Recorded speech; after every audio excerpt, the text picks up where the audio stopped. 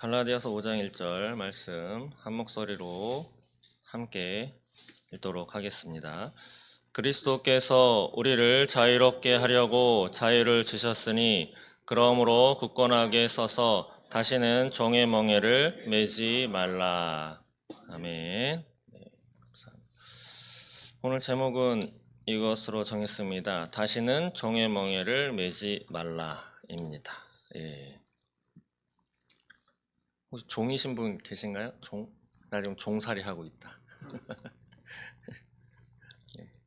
부모님들은 자식의 종이죠. 예. 자식이 뭐 한다고 하면 다 그냥 거의 오케이 하는 게 우리 대한민국의 부모님들입니다. 근데 성경은 이야기하고 있습니다. 예수님도 그 당시 유대인들에게 이렇게 이 얘기를 했죠. 너희는 종살이 하고 있다고. 누구의 종살을 하고 있느냐? 바로 죄의 종살을 하고 있다. 그것을 조금 더 마음에 와닿게 편하게 풀자면 중독이라고 하는 거죠. 중독. 보통 술, 그다음에 담배, 뭐 이것만 거의 중독이라고 얘기를 하지만 사실 카페인, 커피 이것도 중독의 하나죠. 그리고 요즘 젊은 친구들은 에너지 음료를 비롯한 여러 가지가 또 중독이 걸려 있습니다. 근데 무엇보다 피해야 할 것은 마약 중독이죠. 요즘에 마약 사건이 엄청나게 많이 있고 택배로도 그냥 시키면 집으로 옵니다. 그 초등학생들 그리고 요즘에는 이제 학생들이 공부할 때 잠이 쏟아지잖아요. 피곤하고 그래서 괜히 누군가 건네줘. 야 이거 먹으면 피곤도 없고 공부할 때 잠도 안 와. 열심히 공부할 수 있어. 괜히 그거 잘못 이렇게 받아서 먹었다가는 큰일 납니다. 예, 자신도 모르게 마약에 중독돼서 마약 그 중독 상담하러 오는 사람들이 얼마나 많은지 전에 있었던 교회에서 그 담당 부서에서 일을 하셨던 권사님이 그러시는데 가족이 온대요. 30대 초반 엄마, 아빠 그리고 아기도 데리고 온답니다. 1살, 2살 뭐 좀 컸으면은 서너 살짜리 애겠죠. 근데 온 가족이 다 마약에 이게 중독이 돼가지고 근데 그 시초가 마약을 하고 싶어서 이게 궁금해서 한 사람도 있지만 많은 사람들은 이게 마약인지 모르고 누가 건네준 그것에 한번 먹었는데 바로 중독이 돼가지고 근데 그걸 끊을 수가 없는 거예요. 예, 끊을 수가 없어. 또 요즘에 건 안 먹으면 이게 몸이 아프다고 그래서 그걸 먹어야 통증이 사라지는.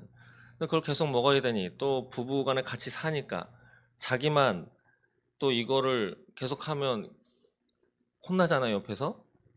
실제 싸우기도 하고 그러니까 개 중에는 몰래 자기 배우자한테도 그냥 먹이는 경우가 비일비재하게 있답니다. 그 같이 해야 이게 편하게 할 수 있잖아요. 그러다 보니 마약을 하다가 이제 애도 낳고 그 애는 유전적으로 당연히 또 마약에 중독돼서 나오고 이래가지고 온 가족이 마약 중독에서부터 벗어나기 위해서 마약의 종살이를 하고 있는 것이죠. 그러나 그것은 이 육신의 삶이 끝나면 끝납니다. 그쵸? 예. 육신의 삶이 끝나면 마약 중독은 벗어날 수 있습니다. 그런데 예수님이 말씀하신 죄의 종, 사단의 종이 되는 것은 죽어서 끝나지가 않습니다. 죽으면 다시 새로운 시작이 되는 거죠. 어떻게? 요한계시록에 나와 있는 둘째 사망이라고 하는 영원히 꺼지지 않는 그 불못에 쳐다보기에도 끔찍한 그런 광경을 서로 보아가며 나도 그런 걸 당하며 그렇게 영원토록 하나님과 상관없이 처절하게 살아야 한다라고 하는 것이 요한계시록의 말씀입니다. 요한계시록의 말씀에 천국이 있고 지옥이 있습니다. 영원히 꺼지지 않는 그런 종에 매여 살지 말아라. 그렇게 하기 위해서 그 죄의 종살이로부터 벗어나게 해주시기 위해서 예수님이 이 땅에 오신 거죠. 그래서 자신의 목숨을 우리 대신 바쳐 주신 것입니다. 그런데 안타깝게도 그것을 받아 누렸음에도 불구하고 기억하지 못하는 사람도 있고 그것을 받아들이지 않는 사람도 있고 그건 그들의 문제지. 난 내가 해결할 수 있어. 라고 살아가는 사람도 있고 또 다른 방법을 찾고 살아가는 사람도 있습니다. 그러나 성경은 유일하게 성경에서만 그렇게 얘기합니다. 오직 나 말고는 구원받을 자가 없다. 오직 나 말고는. 다른 종교 다 찾아가 보세요. 예, 여기도 해결할 수 있지만 저기서도 해결할 수 있다. 저기서도 이야기하는 해결책 괜찮다. 그러나 우리가 좀 더 낫다. 뭐 이런 식으로 얘기를 하지 저기서는 해결할 수 없고 여기서만 영혼의 문제를 해결할 수 있어라고 하는, 그리고 또 자신들이 믿는 신이 자신을 위해서 죽었다라고 하는 신은 예수님밖에는 없습니다. 우리가 함께 사는 또 날 낳아주신 어머니가 그래도 세상에서 가장 위대하고 대단하다라고 생각하는 이유는, 예, 나 때문에 인생을 많이 희생하셨다라고 하는 것이죠. 예, 요즘에는 결혼도 늦게 가고 그 다음에 직장도 잘 구해지지 않기 때문에 번듯한 대학원 박사학위를 가져도 집에서 놀고 먹는 사람들이 많이 있습니다. 그래서 그 부모님들이 그 자녀의 노후까지 이렇게 마련해 주려고 하는, 근데 그러시면 안 됩니다. 예, 그런 세태가 지금의 안타까운 세대입니다. 그런데 저 종의 멍에를 매지 말라라고 하는 저 말씀을 가지고 이 나라 대한민국을 건국하기 위한 계획과 함께 이 나라를 세우는데 일조를 한 그분이 바로 우리 이 나라 초대 대통령인 이승만 대통령입니다. 많은 말들이 있죠. 그리고 우리나라에서는 교육상 이승만 대통령에 대해서 그렇게 많이 좋은 이미지는 주지 않습니다. 왜냐하면 4.19 혁명에 의해서 쫓겨난 사람이기 때문에. 그러나 다른 나라 대통령들, 다른 나라 권력자들 많이 봐보세요. 예, 얼마나 많은 공과 또 그 반대로 얼마나 많은 과가 있는지, 그리고 그것들을 그래도 객관적으로 잘 바라보면서 그것을 교육하는 나라가 선진국에 해당하는 나라입니다. 물론 공산주의 나라는 많은 거짓말, 소위 뻥을 쳐가지고 그 백성들을 많이 거짓말로 선동을 하죠. 그 이스만 대통령이 이 나라를 세우면서 기도하면서 부르짖었던 성경 구절과 표와 같은 말이 저것입니다. 다시는 종의 멍에를 매지 않기를 바란다. 어디가? 이 나라가. 이승만 대통령이 있었을 때는 일제시대였죠. 예, 일제시대. 엄마나 아빠가 자녀를 가르친다고 감정이 섞여서 때려도 죽을 정도로는 때리지 않습니다. 근데 남의 자식, 예, 또 종살이하는 백인이 흑인을 종살이 할 때 말 안 듣는다고 패거나, 우리나라에도 있죠. 조선시대 때나 예, 상전이 그 하인 말 안 듣는다고 팰 때 사정 봐주면서 패나요? 예, 죽이는 권한 없지만 패다가 죽으면 그게 그냥 죽이는 겁니다. 그래도 처벌받지 않는 그런 시대를 살았던 이승만 대통령을 비롯한 많은 선각자들이 있었습니다. 오늘은 3.1 운동을 기념하는 그런 예배입니다. 앞서 들으셨지만 기미독립선언서 꽤 길죠. 한 8분여 정도 시간이 되지만 일부러 언제 또 들어보시겠어요, 저것을. 그리고 보통 원문은 오등은 자에 뭐 이렇게 한자로 읽는데 오등은 자에 뭐 등이 5개인가? 예. 그래서 현대어로 번역된 기미독립 선언서를 한번 들어보았습니다. 3.1운동, 1919년, 올해가 106주년인가 그렇죠? 이 독립선언서를 선포하면서 펼쳐진 전국의 약 9개의 지역에서 선포되었다고 합니다. 2개월 동안, 그 길게는 1년이 넘게 국내와 만주, 연해주, 확대된 민족적인 항일 독립운동이었고, 한국인들, 우리 조선 사람들의 신분, 직업, 계급, 지역, 종교를 초월해서 함께 일어난, 그래서 우리 민족이 조선시대 그 유럽으로 치면 봉건제도, 양반이 있고 상놈이 있는 그런 시대에서 근대 민족으로 다시 태어나는 그런 계기가 된 사건입니다. 그런데 이 3.1운동을 일으키는 주축이 많은 종교가 다 합세해서 했지만 특별히 우리 기독교가 많은 힘을 펼쳤음을 기록에서 알 수 있습니다. 특히 우리 기독교에서는 상동교회 지금도 있죠. 상동교회 남대문에 가시면 있습니다. 남대문 시장에 상동 청년학교 등 민족계 기독교 학교들을 설립해서 신앙심을 고취시켰고, 그뿐 아니라 그냥 믿음만 좋으면 돼에서 끝난 것이 아니고 국가와 민족에 대한 사랑의 정신을 심어 주었습니다. 어제도 있었던 그 집회에서 일부는 뭐로 시작되는지 아신가요? 예, 예배로 시작됐습니다. 그래서 거기 나와서 연설하고 이야기하는 많은 사람들 가운데에는 나는 하나님 믿는 사람입니다. 또 어떤 분은, 어떤 강사는 내가 믿는 하나님 성경책에 손을 올리고 진실을 얘기할 것입니다 라고 고백하면서 등장한 많은 사람들이 있습니다. 이렇듯 우리 기독교는 예전부터 국가와 민족에 대한 사랑의 정신을 심어준 그러한 종교였습니다. 그래서 을사늑약, 반대 투쟁 운동도 했고, 또 신민회라고 하는 비밀 결사 운동도 펼쳤습니다. 그리고 만주에 신흥 무관학교, 독립 운동을 펼치기 위해서 그런 신흥 무관 학교도 설립하는 것처럼 민족 운동을 이끌어간 많은 사람들이 우리 기독교였습니다. 근데 1919년 그 당시에 기독교 인구는 얼마였었냐면, 그때 총 인구가 약 1700만 명이었어요. 지금의 한 3분의 1 정도. 그런데 1700만 명 중에 2%도 되지 않은 그런 인구였습니다. 그런데 민족대표, 아까 독립선언서를 읽었었던 거기에 이름 써 있는 대표가 33명인데 이 가운데 16명이 기독교인입니다.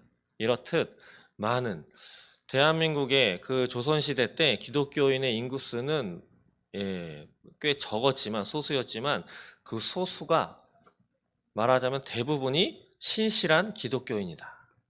지금 일본이 그렇습니다. 일본은 우리나라보다 먼저 기독교, 예수님에 대해서 전파를 받았는데 찾아보시면 엄청나게 많이 죽였어요. 거의 싹쓸이 하다시피.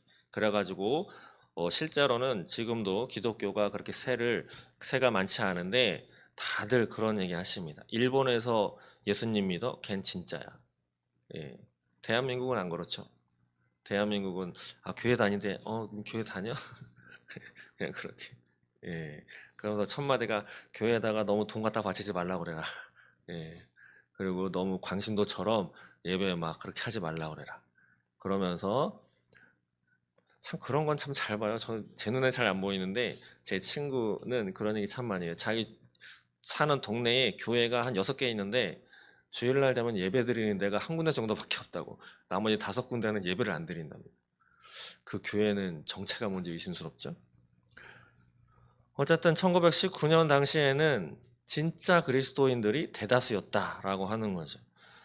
근데 그 가운데 특히 우리 감리교에서는 천부인권 사상, 천부인권이 뭐냐면 지금 우리나라가 몇 해 전부터 학생인권 조례, 또 국가인권위원회 해가지고 인권을 막 이렇게 고취시키고 학생들도 마음대로 하면 안 돼. 학생들의 인권을 존중해야 돼. 근데 지금 지나와서 한번 봐보세요. 어떤 사건, 어떤 일들이 학교에서 벌어지고 있는지. 진짜 학생들의 인권이 높아져서 진짜 아름답고 행복하고 건강한 학창 시절을 보내는지, 아니면 저도 조금 맞았어요. 학교 다닐 때. 물론 선생님들 중에 진짜 이상한 선생님들이 있어요. 자기 기분 좋으면 그냥 넘어가는데 기분 나쁘면 괜히 엄한 거 질문해가지고 엄한 거 시켰다가 줄타작을 벌이는 그런 선생님이 물론 있었습니다. 근데 그런 예전에 그런 학교 학창 시절과 지금의 아이들이 보내고 있는 학창 시절, 어떠한 학창 시절이 그래도 더 학생들의 인권이라고 하는 부분에 있어서, 또 학생들의 그 학교 학창 시절이 더 행복한지 한번 살펴보시면 옛날이 더 좋았다라고 이야기를 하실 것입니다. 예전에는 치고받고 싸워도 선생님이 매 한 번 들고 야 반성문 쓰고 화장실 청소해, 그러고 나면 그 다음날 길면 일주일 청소하고 잘 지내잖아요, 학교에서. 지금은 한 번 싸우면 한 달 동안 학폭위가 열려가지고 교육청에 신고되고 이 아이를 딴 데다 전학을 시키고 어쩔까 하면서 법적인 투쟁을 벌여야 합니다.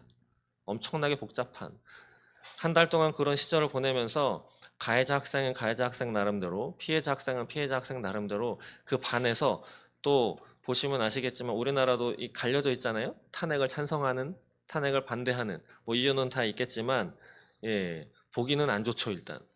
근데 그 학생, 가해자와 피해자 학생이 그것이 해결될 때까지 한 반에서 같이 한 달 동안 생활을 해야 됩니다. 행복할까요 그게?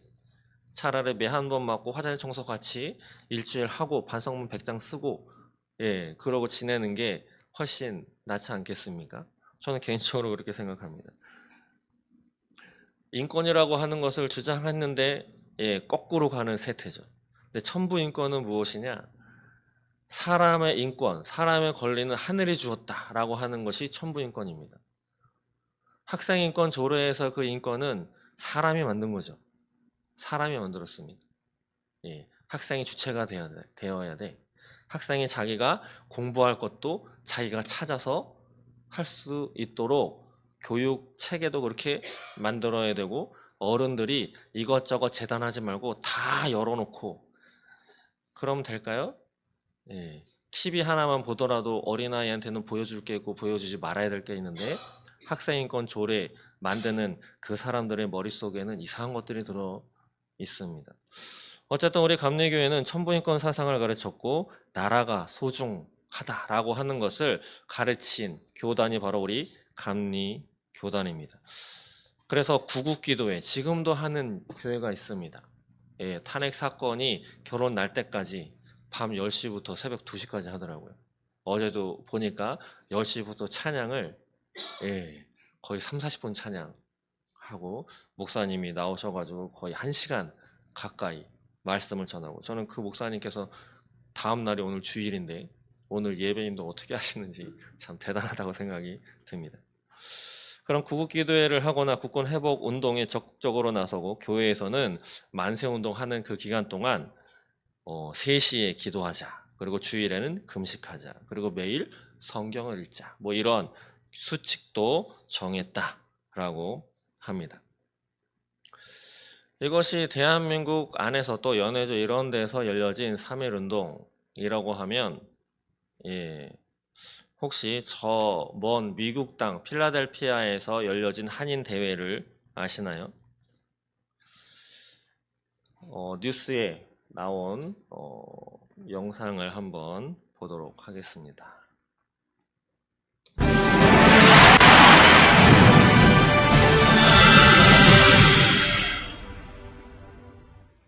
네, 3.1운동과 임시정부 수립 100주년을 맞아 역사의 현장을 직접 찾아가는 연속기획입니다. 3.1운동 소식이 미국에까지 알려지자 한인들과 파란 눈의 미국인들은 태극기를 흔들며 거리로 나섰죠. 미국판 3.1운동이었는데 그 역사의 현장에서 황규락 특파원이 보도합니다. 필라델피아 주택가에 19세기 때 빨간 벽돌로 지었던 소극장.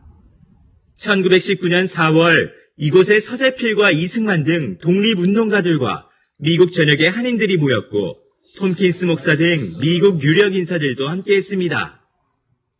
바로 이 자리에서 사람들은 사흘간 열띤 토론을 이어가면서 한국 독립의 정당성을 알리기 위한 방안을 논의했습니다. 사흘간 개최된 회의에서 채택된 5대 결의안은 영문으로 작성되어 미국 주류 사회에 전파됐습니다. 미국 사람들을 움직여야 되는 건데 그래서 First Korean Congress도 보면은 유명하신 목사님들, 미 주류 사회의 목사님들을 포섭해갖고 그분들을 통해서 활동할 수 있도록. 극장에서 회의를 마친 사람들은 여기서부터 도보로 40분 정도 떨어져 있는 미국 독립의 상징이죠. 독립기념관까지 거리를 행진했는데요.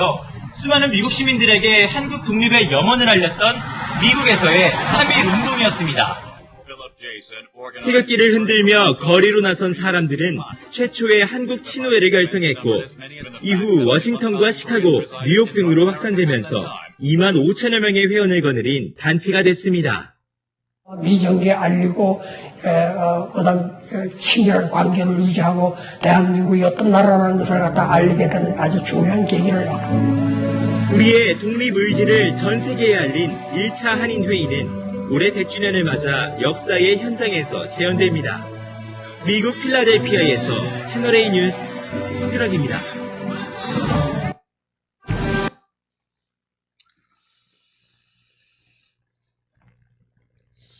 네, 잘 보셨습니까?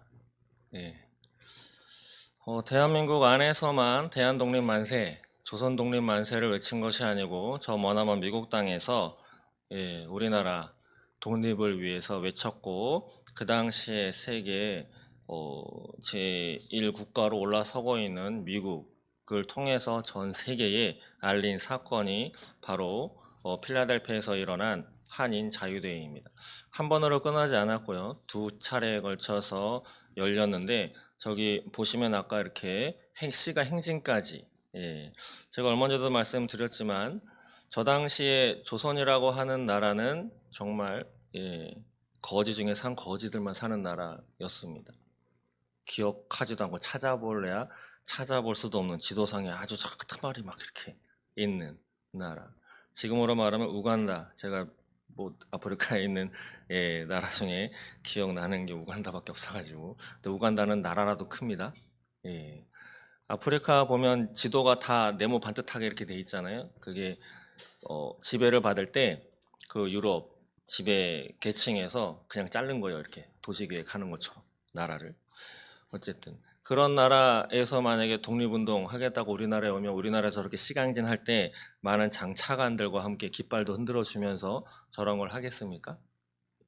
안 하죠. 쟤네 좀 힘들겠다 이러고 지나가겠죠. 그러나 미국에서 우리나라 독립을 위해서 저런 활동을 하는 것을 많은 사람들이, 그리고 저 필라델피아에 있는 그 시장이 나서가지고 저것을 같이 할 수 있도록 해 주었다라고 하는 거죠. 저희 보시면 서재필과 또 이승만 그리고 유일한이라고 하는 사람도 있었습니다. 그 당시에 유일한이 누군지 아시나요? 예, 유한양의 회장입니다. 되게 그 기업 튼실했고 그분이 돌아가실 때 자식에게 남겨주지 않았다고 저는 알고 있습니다. 전문 경영인 해가지고. 근데 그 당시에 유일한이라고 하는 사람은 청년이었어요. 24살. 근데 거기에 참석해가지고 직접, 그리고 마지막에는 결의문까지 낭독했다고 합니다. 1919년 4월 14일부터 약 3일 동안 있었던 이 대회인데 여기에는 미국 신문기자, 또 미국의 상원의원, 필라델피아 시장 등 현지인들까지 참석해서 약 200여 명의 한인 동포가 같이 포함돼서 저런 한인 대회를 열었다고 전해지고 있습니다. 대회 의장은 서재필이 맡았고 그리고 이승만 등 독립운동하는 지도자들 함께 있었고 좀 전에 소개해드린 유일한이라고 하는 사람은 그 당시에 미시간의 대학 졸업반이었습니다. 우리 한국 사람은 참 똑똑한 것 같습니다. 그렇죠? 조선시대 때 미국에서. 서재필은 미국에서 원래 직업이 뭔지 아세요? 요즘에 강남에서 조기 의학 공부 시키죠, 애들한테. 초등학생 애들한테 의학 대비반이 있답니다. 의사였어요, 의사. 서재필은. 그 이승만은 정치학 박사였습니다. 일본이 미국을 폭격했죠. 진주만 습격을 했습니다. 근데 진주만 습격하기 전에 이승만 대통령이 청년 시절에 쓴 논고가 있는데 거기에 내용 중에 하나가 그겁니다. 미국인들 보고 일본을 믿지 마시오. 일본은 우리와 다르게 미국을 배신할 거예요. 근데 아무도 그것에 대해서 주의 깊게 살펴보지 않았습니다. 근데 실제로 진주만 습격했죠. 그래가지고 이승만이 미국 사회에서 많이 인정을 더 받게 되었습니다. 신기한 거죠. 어떻게 이 어린 조선의 청년이 책을 쓴 것이 그대로 이루어질 수 있나? 일본에 대해서 어떻게 이렇게 잘 파악을 했을까라고 하는. 제가 학교에서 배울 때 서재필 박사도 이미지는 별로 좋지 않습니다. 여러분들은 어떠세요? 서재필? 어떤 사람이냐면 갑신정변 아시죠? 그 당시에는 조선 왕이 있고 신하가 있고 백성들은 그야말로 그냥 백성이었습니다. 그것을 근대적인 나라로 바꾸자라고 하는 개화파가 등장을 했습니다. 개화파. 시민들, 국민들, 백성들이 직접 대표를 뽑고 그들이 이 나라를 다스리게 하는 그것이 공화정이라고 하는 거거든요. 대한민국은 민주공화정이죠. 민주공화제. 예, 그렇게 하자. 그랬는데 왕이 있으니 왕은 한 나라의 아버지잖아요. 그 아버지를 그래도 잘 보필하면서 천천히 바꾸자. 온건개화파. 아니야, 다 뒤바꿔야 돼. 예, 급진개화파. 김옥균을 비롯한 서재필은 급진개화파였어요. 그래가지고 다 뒤집어 엎으려고 싹 했습니다. 그걸 갑신정변이라고 하는데 3일 만에 쫓겨났어요. 그냥 쫓겨났냐? 예. 서재필의 아버지, 큰형, 아내는 자살했습니다. 아들은 죽었고 딸은 노비로 팔렸습니다. 그 서씨 집안의 시어머니와 며느리가 마주보고 앉아서 독약을 마셨습니다. 남자들은 처형당하고 여자들은 천민이 되었고 외가 쪽은 재산이 다 몰수당하고 뿔뿔이 흩어졌습니다.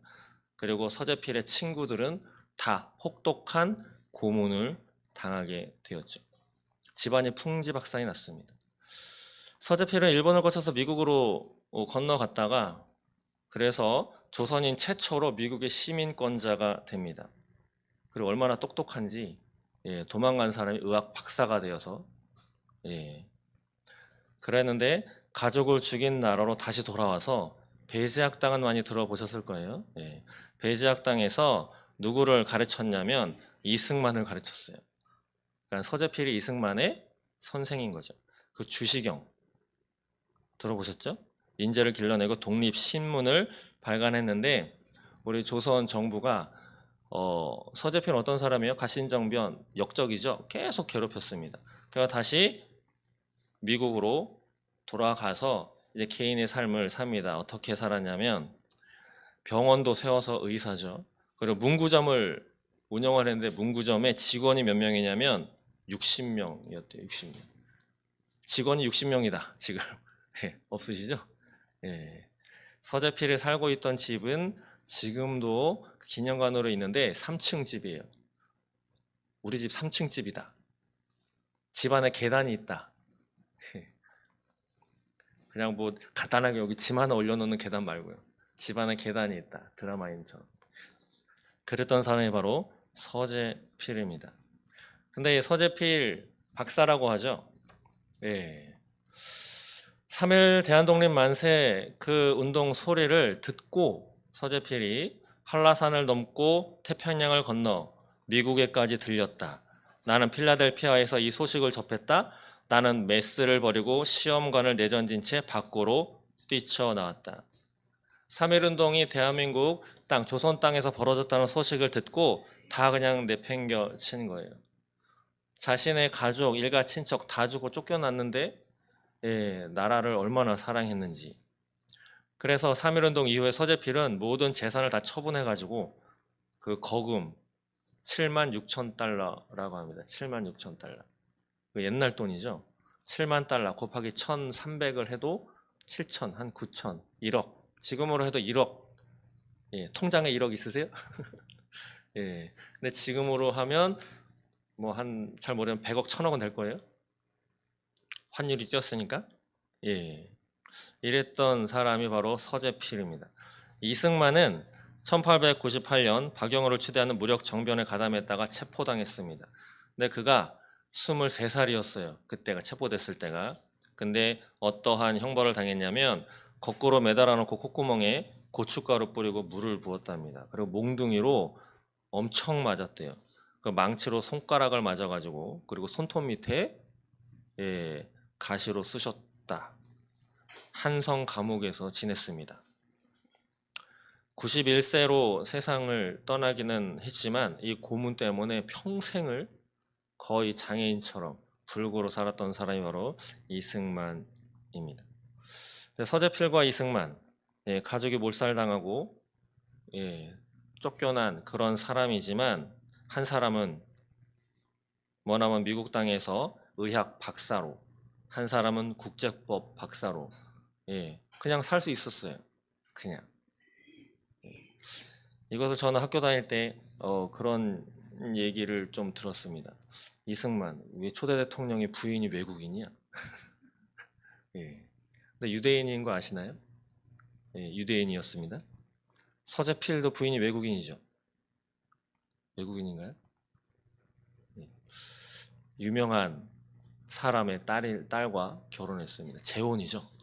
근데 그냥 야 우리나라 개화를 일으켰다는 서재필 그리고 초대 대통령이라고 하는 이승만은 왜 부인이 외국인이야? 조선 사람과 결혼해야지. 요 말만 딱 들으면 어떠세요? 느낌이? 좀 그렇죠. 근데 지금 과정을 보셨잖아요.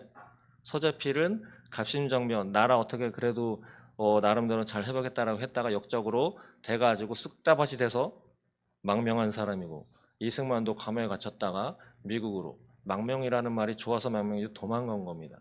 예. 이런 사람들. 그런데 다시 우리 조선의 독립을 위해서 힘썼던 사람이죠. 근데 기억하셔야 할 것이 있습니다. 이승만은 한성 감옥에 깜빵살이하면서 예수님을 만났습니다. 예. 그래서 그가 대한민국은 그 당시에는 공산주의 사상, 사회주의 사상 갖고 있는 사람, 민주주의 사상 갖고 있는 사람이 조선 땅에 엄청 많았거든요. 예. 어쩌면 민주주의가 더 좋아라고 하는 사람은 소수였습니다. 역사책을 보시면 공산주의 그 당시에 처음 개발돼서 나온 사상이기 때문에 다 잘 먹고 잘 살고 노동자가 1등인 나라 사회가 공산주의 사상이고 사회주의 사상이야. 이게 좋잖아요. 그래서 많은 지식인들과 조선의 많은 사람들이 우리나라는 그렇게 돼야 돼. 그런데 그것을 긋고 말고 안 된다. 공산주의는 절대 안 돼. 라고 했던 사람이 바로 이승만 대통령입니다. 이승만은 깜빵에서 예수님을 만난 다음에 한 가지 결론이 성경을 보시고 그것입니다. 그 당시에 1등 나라 영국과 미국인데 어떻게 이 나라는 이렇게 되었을까? 예, 제도 그런 것보다 사람이 바뀌어야 되는데 사람이 바뀌는 것은 예수 만나야 바뀐다. 이게 그의 결론이었어요. 그래서 예수교를 지금으로 말하면 기독교죠. 예수 믿는 그러한 교를 기초로 나라를 세워야 되겠다. 이것이 이승만이 예수님을 만난 다음에 가졌던 꿈입니다. 이런 꿈을 가진 사람 그리고 이의 스승 서재필을 필두로 해서 한인 대회를 필라델피아에서 벌였는데 생각해 보세요. 조선 땅에서 다 망해먹고 도망와서 자신은 잘 이렇게 정말 개천에서 용이 났습니다. 미국 땅에서. 근데 미국 사람들이 그들을 좋게만 볼까요? 다시 말씀드리면 지금 우리나라에 많은 외국인들이 들어와 있죠. 예. 근데 그 사람들이 그 나라에서 바보 멍충이들이 아닙니다. 나름대로 그 나라에서 대학을 졸업하고 그래도 머리가 좀 있어야지 여기 올 때 이것저것 서류도 준비하고 할 거 아니에요? 예. 거기에서 소위 거지로 살고 있다가 이쪽으로 넘어올 수는 없습니다. 근데 알아주나요? 우리 알아주세요? 아, 딱 보고 지금 배운 사람 같아. 예, 안 알아주죠. 또 그가 무슨 소리 하면은 그냥 그래 넘어가지 그걸 귀담아 듣진 않죠. 예. 그랬던 때에 어떻게 이러한 한인 대회를 필라델피아는 미국이 독립선언서를 낭독하고 독립선언을 외친 도시입니다. 지금은 워싱턴이 미국의 도시 그 수도지만 애초에는 필라델피아가 미국의 수도였어요. 약 10년 동안. 근데 도와준 사람이 있어요. 도와준 사람. 근데 어느 나라 사람이냐? 바로 유대인이었습니다. 베네딕트라고 하는 유대인. 유대교 랍비였어요. 희한하게 만났죠? 예. 이 베네딕트라고 하는 사람은 1887년 태어난 사람인데 이 사람 우연찮게 만났습니다. 그 서재필이 문구점을 운영했다고 했잖아요. 직원 60명 있는. 거기를 우연찮게 들어갔는데 두 사람이 울고 있는 거예요.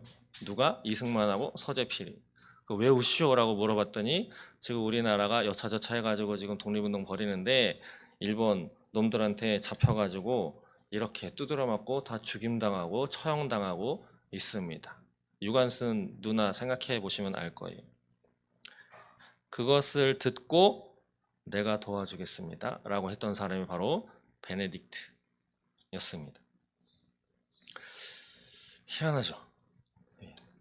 그런데 이 베네딕트는 안타깝게도 유대인이었죠. 유대인은 예수님을 믿지 않습니다. 예수님을 메시아로 받아들이지 않아요. 예, 그래가지고 참 많은 핍박을 당했는데, 예, 특히 독일에서도 엄청나게 죽임당했죠. 러시아도 원래 러시아 정교회라고 해가지고 공산주의 되기 전에는 기독교 국가였어요.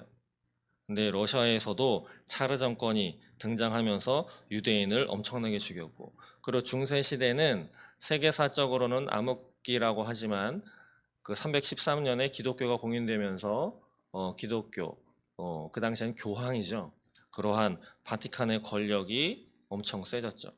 그러면서 십자군 전쟁 아시나요? 십자군 전쟁.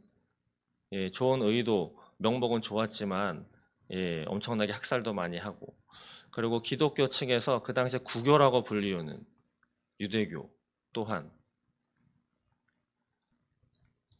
많은 학살을 당하고 핍박을 많이 받았어요. 그래서 예수님을 더 싫어해. 유대교 측에서는 예, 더 싫어해요. 그랬는데 유대교인, 그것도 랍비인 베네딕트라고 하는 사람이 도와주게 됩니다. 근데 이는 그때까지는 성령이라는 것을 잘 알지 못했다라고 합니다. 그 당시에 서재필은 나이가 55세고 이승만은 44살이었습니다. 근데 베네딕트가 기록하고 있는 글귀가 있어요. 무엇이 저들을 희망하게 하는가? 저들을 움직이는 것은 무엇인가? 이게 되게 궁금했었나 봐요. 그러면서 하나의 결론을 내렸는데 그것이 바로 예수 그리스도구나. 그래서 희한하게 유대인이 기독교, 예수 믿는 기독교인들이 행하는 예배, 성찬식에 참여해서 성찬에 참여하게 됩니다. 그러면서 성령도 체험하게 되죠. 성경에만 나오는 유대인뿐 아니라 이방인도 하나님이 부르신다, 하나가 되게 하신다 라고 하는 그러한 역사가 실제로 미국 땅에서 이 조선 사람, 우리 대한민국이 될 우리 한국인과 유대인이 만나서 하나가 되는 역사가 이루어지게 되는 것이죠. 베네딕트가 이렇게 고백합니다. 들어보세요. 한국인을 만나기 전까지 나는 그리스도를 단지 책으로만 배웠습니다. 랍비였기 때문이죠. 그런데 여러분을 통해서 처음으로 그분의 능력을 알게 되었습니다. 예수를 향한 열정적인 사랑이 실제 삶에서 어떻게 실현되는지를 보았습니다. 이 같은 열정은 1세기 초 초대교회에서 존재한 후에 로마 제국과 함께 역사 속으로 사라져버렸다. 이제는 없다라고 생각했는데 여러분을 통해서 보게 되었습니다. 여러분을 온전히 사로잡은 것은 십자가 희생에 녹아있는 그분의 열정이겠지요. 죽은 상태로 멈춰있는 것이 아니고 계속해서 인류를 섬겨왔던 그분에 대해 제가 새로운 마음으로 반응하게 되는 것입니다.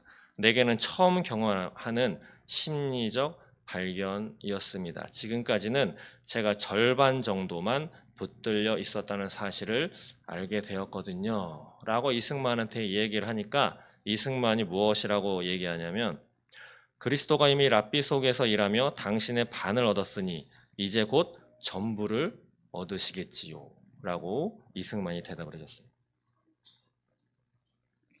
이 베네딕트 덕분에 기자이기도 한 이 베네딕트가 힘을 써줘서 이러한 한인 대외 운동을 펼쳤는데 그 이후에도 많이 도움을 줬습니다. 한국 친후의 총무라는 자격으로 미국의 교회들을 막 다니면서 또 이렇게 이야기를 했어요. 프랭클린이나 워싱턴, 미국의 건국으로 이어진 독립운동의 지도자들처럼 한국인들은 자신의 대의를 하나님께 맡기는 것이 옳다고 믿으면서 열방의 주권자인 그분의 손에 나라의 운명을 맡기는 것을 부끄러워하지 않았습니다. 베네딕트인 저로 말씀드리면 하나님을 향한 사랑의 샘물과 그것을 저에게 드러내준 동료들에 대한 감사를 하나님께 드렸습니다. 그 이후 내내 저는 그 샘물을 마시고 있습니다. 이것이 베네딕트의 고백입니다. 우리나라 독립, 사람의 힘으로 된 것 같으시나요? 독립운동 펼쳐서? 그런데 역사를 찾아보시면 구석구석에 기록으로 남아있는 곳에 하나님의 사람들이 곳곳에 배치되어 있습니다. 베네딕트가 없었다면 필라델피아 한인 대회는 꿈도 못 꿨을 것입니다. 꿈도 못 꿨을 거예요. 기자이기도 하고 유대인이기도 하고 돈도 있었기 때문에 많은 미국인들과 지금도 미국의 대통령 선거나 국회의원 선거할 때 유대인 욕하면 안 된다고 하죠. 예.